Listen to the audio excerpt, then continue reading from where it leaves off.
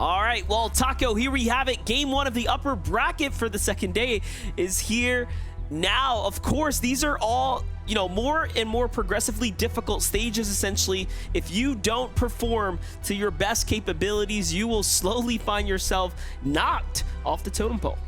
But there is still that little moment of relief for our players here today. If they don't secure a victory royale because of the fact that it is the upper bracket, if they can at least maintain their position in that 6th through 25th slot, that's going to be the real thing to keep an eye out for. And this split east of Classy Courts between Coastal Comms and Slumber Yard. You've got Aviv and Chubbs, Dukes and Miro, who could potentially be going head-to-head clashing for the duration of our 5 lobbies here today, MDF. And I am very curious to see how that actually shakes up for them, because 2 incredibly strong teams that are both new for this actual season that were made last minute as well. So a lot going on that could lead to some pretty interesting stuff here today.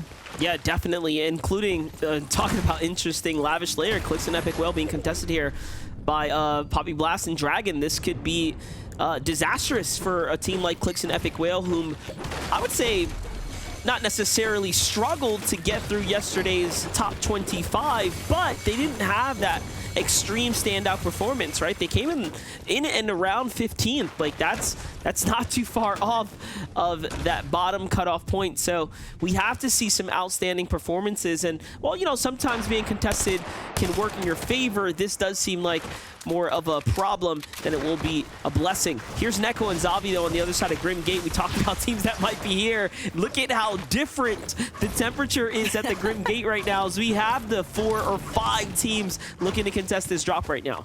Yeah, I mean, you can expect Grimgate to always be bumping, whether it's EUNA or any of the other regions for FNCS. But kind of continuing that conversation about Clix and Epic, I'm on the other side of that, Monster. I'm actually excited to see them being contested, because one thing that Clix and Epic were kind of notorious for in the last major, and why they had such an incredible performance, is because they were conned at their drop. And this is what they love to do. Clix immediately trying to connect with this hammer pump shotgun. Gets a piece out of Poppy and Dragon, but a little bit on the run right now, just kind of skirting around the mansion side. But again, this, to me, reads in favor for Epic and Clix, because they were struggling a lot all throughout yesterday in terms of managing their surge. Yes, it helped when Clix had a sniper, but why hinge it all on finding that weapon RNG when you can settle the score this early on and just get your surge strategy online by eliminating the other team? Yeah, I do agree, but the risk is always gonna be there. Poppy Blast and Dragon, of course, making their appearance here today. We didn't see them yesterday, so this is what feels like a repeat of the previous season, where they're back for revenge. How good has Dragon and Poppy Blast gotten over the last couple of months? Because they are, of course, facing some of the greatest on NA right now, and from Epic Whale and Clix's perspective, it does seem like they're a bit content to get a few of their tags, but they want to get their material and everything else online before they re-engage and finish this fight. And of course, having extra shields for the battle of attrition is equally important.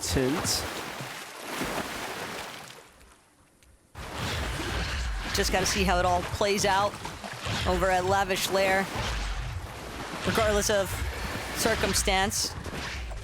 You know that Clix and Epic are not the sort to back down from a fight if they feel as though it'll lead to them being in a really strong position for challenging on that weapon bunker. Pars, on the other hand, gotta keep things a little bit careful. Kind of split from Baka for a moment while Baka was trying to farm some materials, farm some barrels for some shield. At the same time, Chance and Aaron, a little bit of a skirmish here now.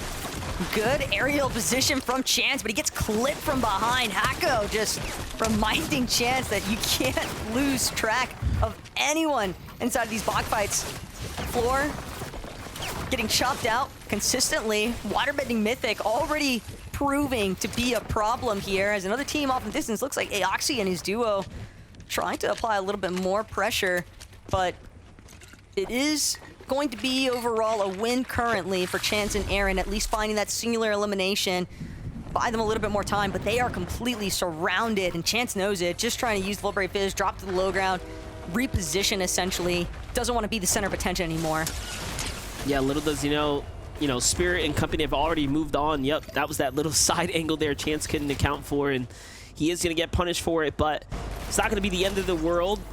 More attention, more focus here for Nerface, and Nerface actually picks up the 2 eliminations here while on the move, backpedaling away from Aaron, who had the high ground, who was firing down on him, making it that much more difficult. Chance and Aaron continue the pressure, continue to push on, but it's not going to be successful. Here's the update for Clix and Epic Whale, moving their way out of the Lavish Lair now into a set of eliminations. Let's see what that end up looking like, as they're right in the thick of a battle. So Epic Whale's going to go ahead and come on in to the savior of Clix's side there. Clix, who had 15 HP, and Epic Whale comes in, hits the shot. One of those eliminations, though, Taco, was stolen by the duo lurking nearby. Yeah, that's actually what I was just about to point out. The fact that they had a little bit of third-party interference, more like third-party assistance for these two, and I doubt that Clix is going to be all too upset about that one, especially considering that Epic and Clix still got the full benefit as if they had eliminated that entire duo by themselves, because they're the ones that got to claim those immediate resources, those immediate mats off of the double elimination. It does lock down some solid surge for them as well. Paco mixing.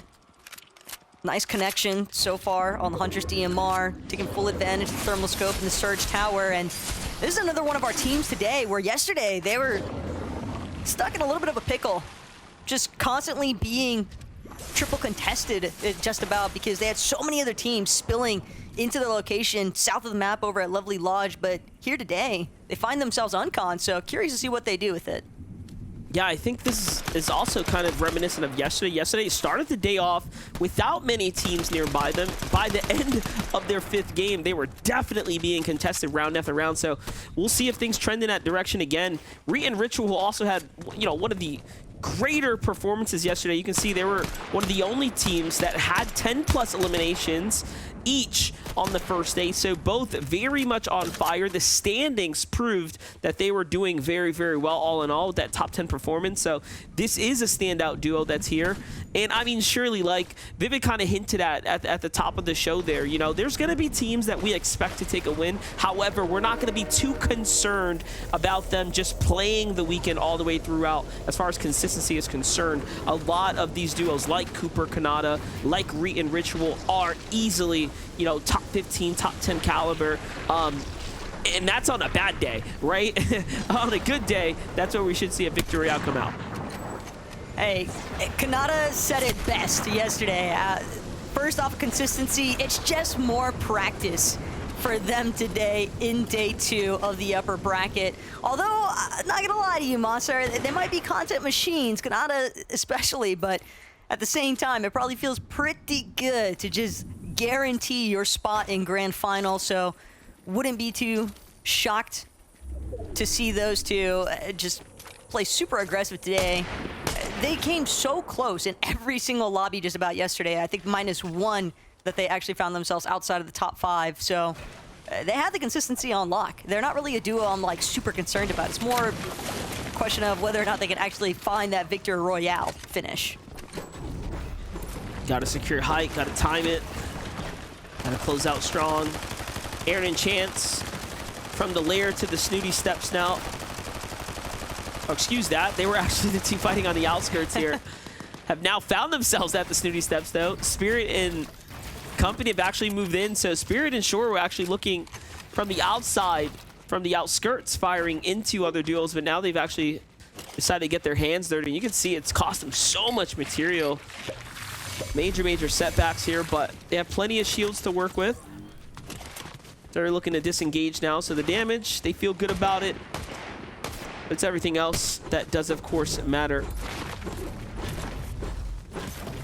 Sure, maybe just wanting to pick a fight with a solo, sort of look like off in the distance. Sprite, on the other hand, still keeping tabs on Chance and Aaron.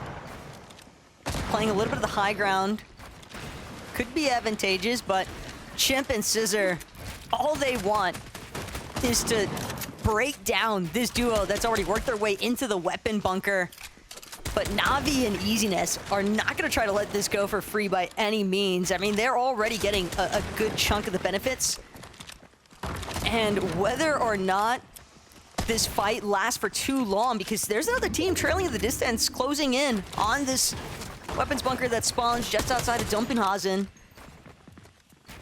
And if Chimp and Scissor can't find quick closure, or vice versa there for Na'Vi and Easiness, this could be a potential third-party infestation. Yeah, there's nowhere this team can run. The Hades chain can do everything and more that he needs done right here if they just fully commit and jump into these boxes. However, Easiness is trying to time the floor break with a sniper shot. That is equally dangerous. We do know, of course, the sniper can change the table and turn things around at any given time. Easiness just holding true right here. But yeah, I think it is just a matter of time. I think if Chimp pulls out that Hades chain, they can just get right in there. And honestly, I feel like they have the advantage here. The team on top of the weapons bunker usually is the one that, of course, can do everything to win the battle. They have the advantage. I think if Chimp didn't just have a gray Nemesis AR, he'd feel a lot more confident with diving into these boxes. Green pump as well in comparison to the purple loadout we were essentially seeing. So weapon dominance maybe leaning a little bit more towards Easiness's favor, but I'm still pretty much on the same note as you, MDF. I mean, they've got all the time in the world to spare here, and at this point, Chimp and Scissor, they're clearly invested because this is essentially their strategy for Surge plan. And they basically have to see it through at this point because otherwise, Easiness, Na'Vi, they're just going to expend all the resources that are inside of this weapons bunker to begin with. Yeah, and they gave him a chance to throw down that bush there, so that'll just give them a lot less visibility. Assuming the chance they had is probably going to slip away. Jumping in with Larson and Oliver OG, who have found themselves here in the upper bracket right now. Just outside the Reckless Railways. About 3 teams here looking to jump in. TK and Bacon being one of the few. TK and Bacon have notably shown up into end games time and time again. We don't really get to see them too often in the mid and earlies. And you can see why. They're playing passively, playing the outskirts here. Duke and Miro are caught in that spider's web, if you will, on that outskirt zone. Here at the Rift Island, a fight for the weapons, or the loot cache here. Ooh, big tag onto Zyro. Looks as though Blink wants to get a little bit more aggressive here. Tried to go for the key, but ends up losing a good portion of his shield in return. Still trying to get aggressive onto B-Dog's sidewall, but B-Dog, Victor, create a little bit of space. Just box up. And they're just playing side by side at this point. They have expended all of their chug splashes now, though, so they definitely don't have as many heals as they would like to keep this engagement going. It's likely that they could end up just falling back entirely, but that would mean having to forfeit the capture point. But at the same time, Blink, he's so content with all of this. Yeah, but look, the Surge is letting him know that he will have to fight right now. And most notably, game 1 is always the most stacked, and we're seeing that number float pretty high above the Surge threshold count, so teams will have to fall, damage will have to get exchanged. B-Dog and Victor have the advantage here, as they're 600 damage above. Zyro and Link are just 8, so pressure is on them. Ooh, missed tags there. Those are very important shots that you have to hit in pressure situations like this. We're seeing the edits, we're seeing how flashy he is. He's quick, but you gotta be accurate. Gotta match the tags to back it up. Can build all day long, but until you're actually able to confirm those headshots, it's not gonna really result in the kind of plays that these players are clearly looking to make. Victor and B-Dog, though, again, they do have just such a drastic Surge advantage here, and Zero already encountering some difficulties. Finally manages to push just above that damage threshold, but again, 156 above, that is not really anything you can get comfortable with. But now, Paco, Mixon, caught up in their own brawls.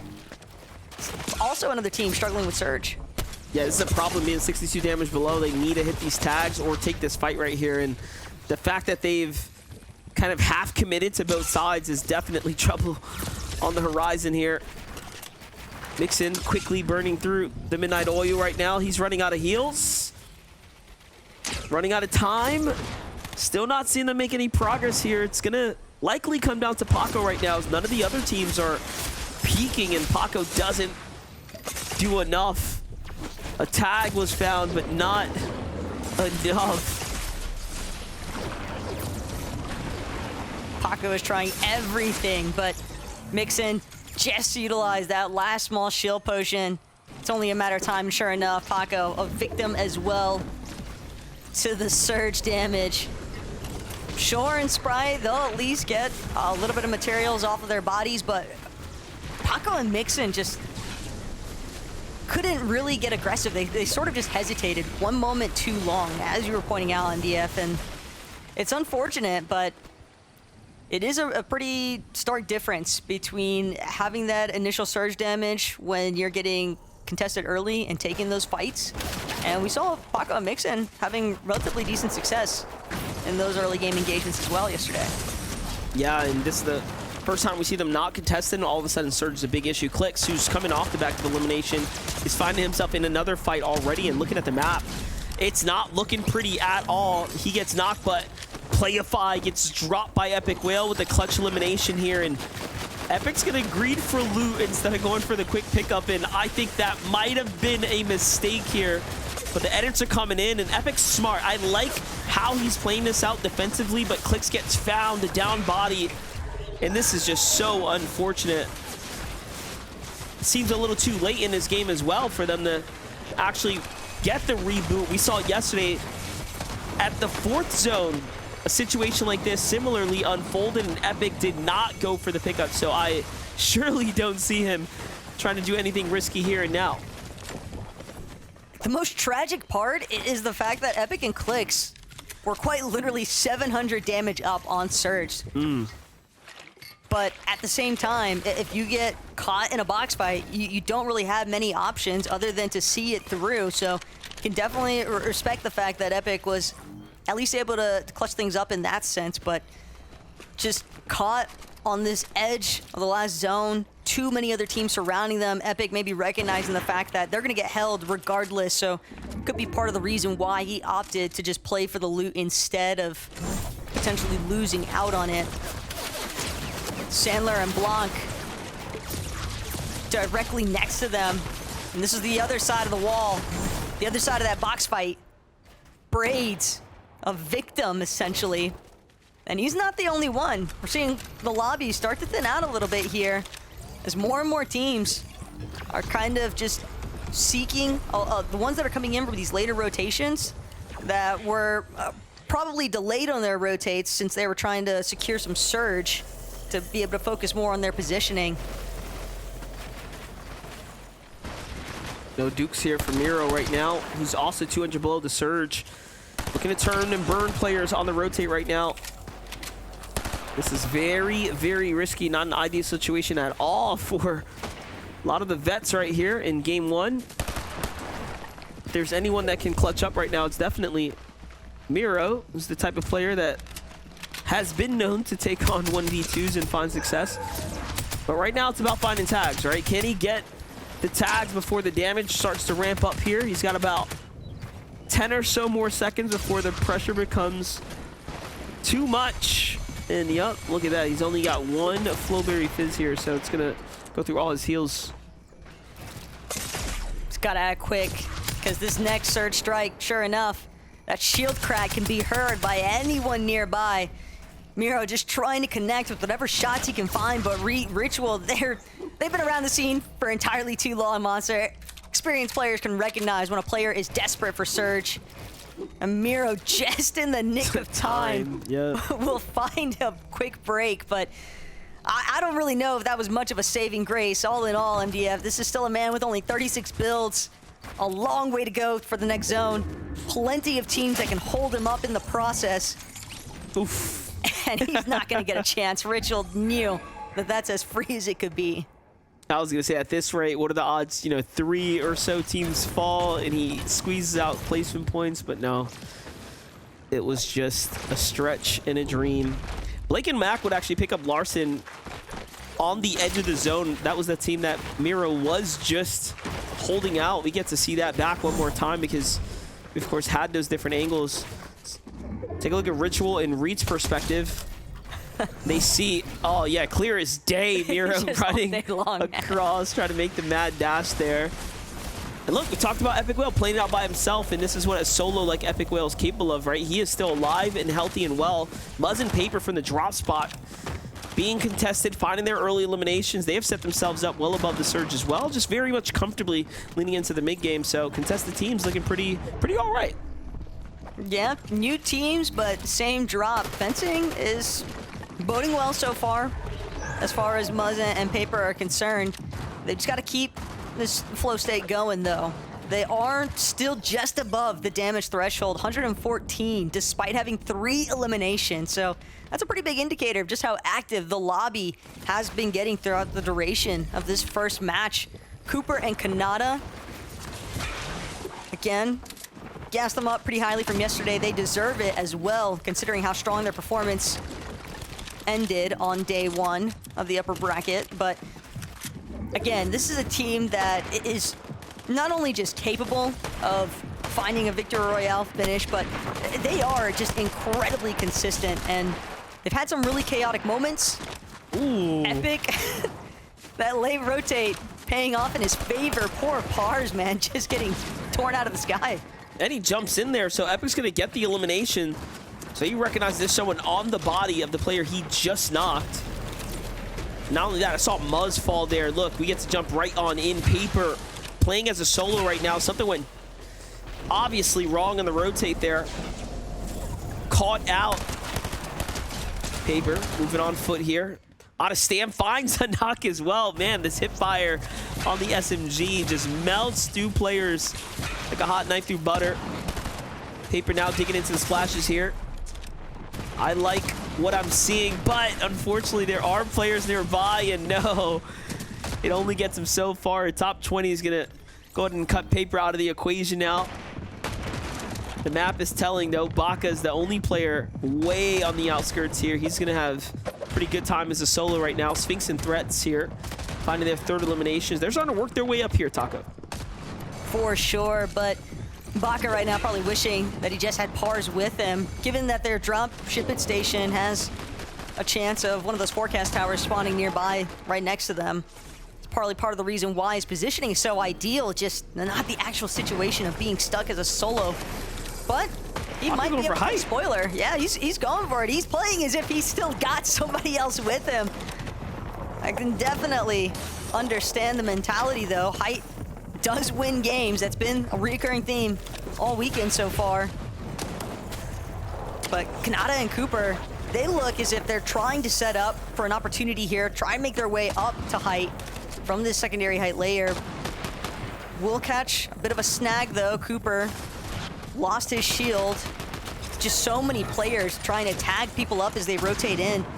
Like this, though, from Epic. Still trying to play the low ground, still playing a little bit closer to that back of zone, but worked his way to front side of the low ground. Eviscerated Pops. Good night. And that was crazy. I was just about to compliment Epic on how well he has been performing as a solo, and then he just one-ups the entire situation. A top 10 and a set of eliminations after losing Click so early into the mid to late game there. That was incredible for Epic right there. But Aviv and Chubbs take high ground from Baka, but not before Chris from Team Prodigy tries to get in as well. And this is an all-out flex for Height right here. All material thrown down. They are not leaving anything for spares. Chubbs and Aviv are wearing the pressure of that build fight on their sleeves heavily right now, and they have to come down into the other players. And Aviv will find Chris. Here's Kanata and Cooper, though, at 4 eliminations here, vibing in the low ground.